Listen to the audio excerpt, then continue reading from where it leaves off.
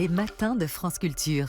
Guillaume Erner. Notre métier à France Culture, c'est de parler de toutes les crises, de tous les meurtres, de toutes les catastrophes, y compris celles dont on ne parle jamais. Et c'est le cas, par exemple, de la Tanzanie, où il y a eu une mobilisation populaire massive, matée dans le sang par un gouvernement qui a également eu recours à la coupure d'Internet, plongeant le pays dans un blackout informationnel pendant une semaine.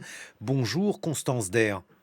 Bonjour, merci pour votre invitation. Vous êtes journaliste pour Africa Intelligence en charge de l'Afrique de l'Est. Alors, il faut nous parler de ce pays parce que effectivement, ce sont des auditeurs qui m'ont alerté là-dessus sur ce qui était en train de se passer en Tanzanie. C'est quelque chose sur lequel on a eu très peu d'informations et pourtant, ce qui s'y est déroulé et peut-être ce qui s'y déroule aujourd'hui est terrible.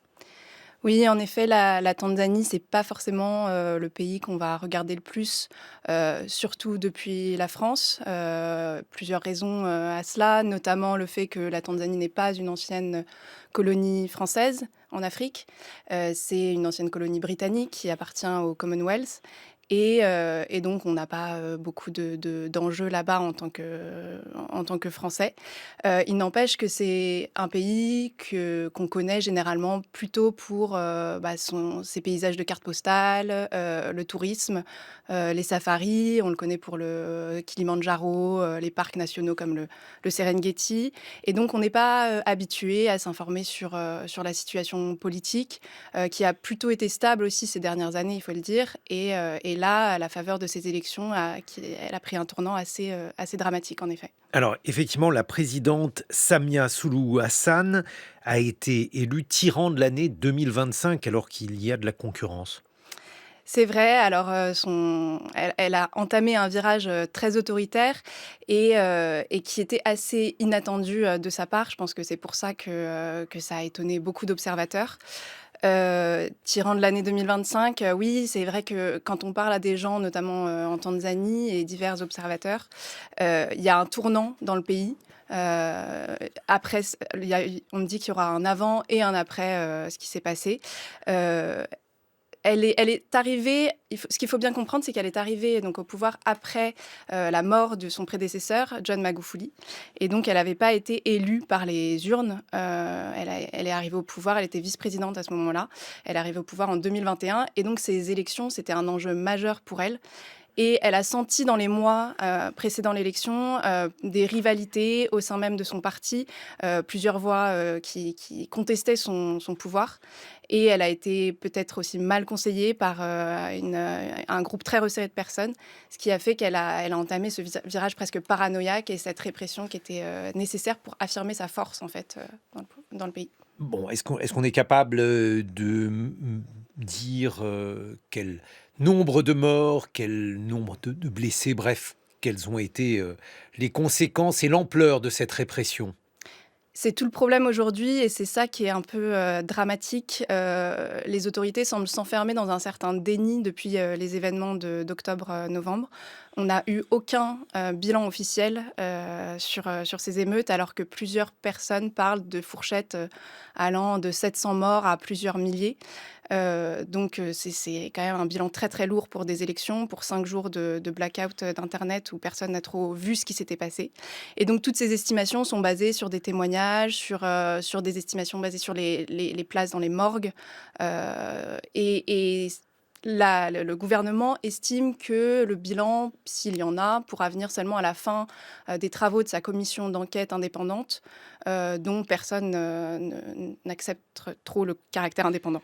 Bon, à la fois, ça n'est pas complètement une surprise que le régime ait une dimension totalitaire, parce que pendant très longtemps, c'est un pays qui a été proche de l'Union soviétique.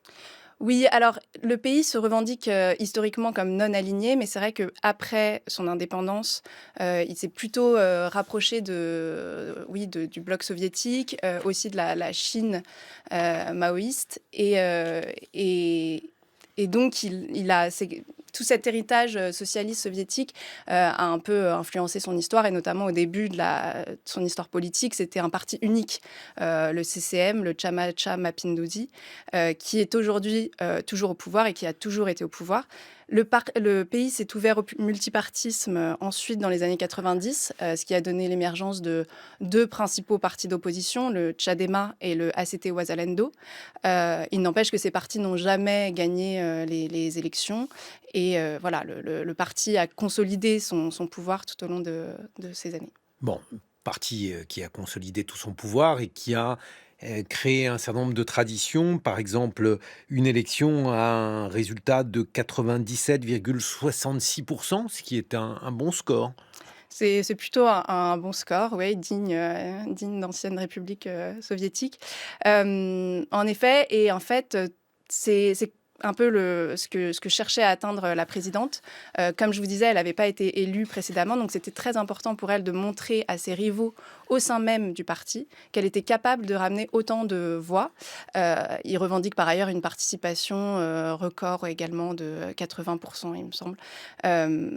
Bon, évidemment, personne n'accepte ces résultats des élections. Même les observateurs de l'Union africaine et de la SADC, l'organisation régionale, n'acceptent pas ces résultats. Ils avaient des observateurs pendant les élections et ils n'ont pas pu vraiment faire leur travail d'observation puisqu'il y avait des émeutes, pas d'accès vraiment aux bureaux de vote. Et ils ont vu des bureaux de vote vides, des bulletins de vote éparpillés partout. Donc on ne peut pas accepter. Ils ont fait des rapports d'ailleurs très, très critiques sur les résultats des élections. Et effectivement, lorsqu'on voit le résultat de ces élections, on se demande en fait à quoi bon ce simulacre, à quoi bon ce simulacre de commission d'enquête dont personne n'attend véritablement des résultats concrets. En effet, mais c'est très important pour la présidente tanzanienne. Donc déjà, il y a deux choses à avoir en tête. C'est son assise politique au sein du parti, le CCM.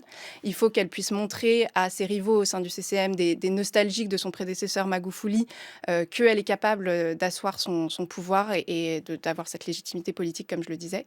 Et il y a un autre enjeu pour la Tanzanie qui est très important, c'est son image à l'international.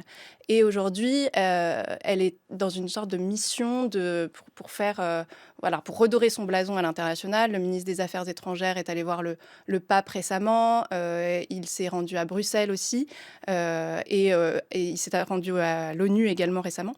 Et l'idée, c'est de montrer que non, tout se passe bien en Tanzanie et que la commission d'enquête est en train de faire son travail. Et que c'est malheureux ce qui s'est passé, mais ils sont en train d'adresser le problème et ça ne se produira pas. Et voilà. Bon, évidemment, tout ça ressemble notamment à ce qui s'est passé en Iran. Où en est la mobilisation? Parce que donc elle a été matée dans le sang, on le comprend. Que deviennent les opposants et quel est l'état aujourd'hui de l'opinion publique en Tanzanie? Les situations politiques sont assez différentes entre l'Iran et la Oui, non, Tanzanie. je Et voulais oui, oui, pas. oui, oui, non, mais bien sûr. Mais en Non, effet, il y je a un trouvais. parallèle à faire sur la répression sanglante. Vous avez raison. Le nombre de morts, comme je vous disais, est difficile à comparer puisqu'on n'a pas de bilan officiel. Mais sur l'effet que ça a eu, ce qu'on peut noter, c'est que ça a vraiment eu un impact fort sur l'opinion publique qui vit aujourd'hui plutôt dans la peur. Il y avait des appels à manifester à la suite des élections autour du 9 décembre qui n'ont pas été très suivis, mais normal, puisque en fait, le gouvernement a fait une vraie démonstration de force dans les rues avec beaucoup de déploiements militaires, de police. Voilà, il y a eu beaucoup de gens qui ont été arrêtés à la suite des manifestations. Beaucoup ont été libérés depuis. Donc c'est un peu ça le message que le gouvernement veut aussi envoyer à l'international, c'est qu'ils ont quand même libéré beaucoup des manifestants qui avaient été arrêtés. Donc c'est dans une optique de réconciliation.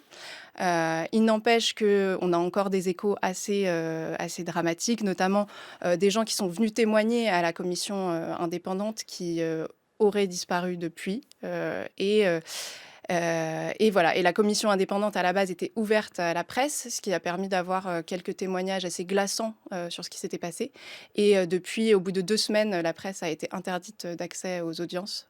ce qui montre quand même le désir d'étouffer l'affaire. Oui, non, juste sur le parallèle avec l'Iran, et évidemment, c'est un parallèle qui n'a guère de sens dès lors que les deux pays sont très dissemblables. Juste le point qui était un point commun, c'était la coupure d'Internet, la répression sanglante et les difficultés donc d'informer sur ce qui se passait dans le pays, alors que l'Iran a suscité beaucoup de commentaires. La Tanzanie n'en suscite quasiment aucun. Et vous qui suivez, Constance Der, l'Afrique de l'Est, j'imagine que cela doit également vous laisser un sentiment un peu amer. Amer, oui, et après, comme je constate, votre invitation aujourd'hui et quelques autres, ça a suscité quand même un petit intérêt, jusqu'en France. Donc c'est pour dire justement l'ampleur, de cette répression puisque, et de cette coupure internet en effet, qui a empêché l'accès à l'information. Puisque en temps normal, on ne parle jamais, de Tanzanie en France et là, le sujet a émergé jusqu'en France. Donc c'est dire le caractère tragique de cette situation. L'avenir, le principal opposant au régime, Tundu Lissu, est accusé de haute trahison. Son procès doit s'ouvrir dimanche.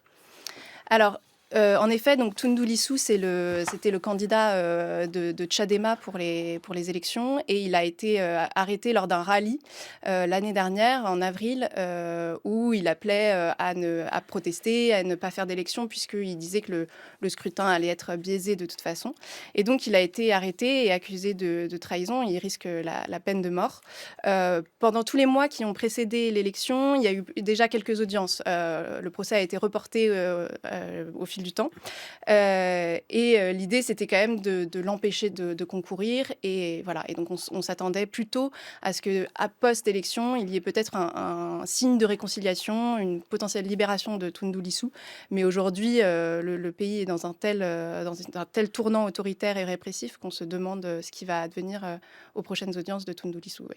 Merci beaucoup, Constance Der. Je rappelle que vous êtes journaliste pour Africa Intelligence en charge de l'Afrique de l'Est. Dans quelques instants, nous serons en compagnie de l'historien Johan Chapoutot. Il a notamment publié Les Irresponsables qui a porté Hitler au pouvoir. Un grand article également dans le Grand Continent, chez nos camarades du Grand Continent, qui tente un parallèle, cette fois-ci non pas entre l'Iran et la Tanzanie, comme on vient de le faire avec vous, Constance Der, mais entre la situation des années 30 qui prévalait notamment en Allemagne et celle qui aujourd'hui se déroule à Washington.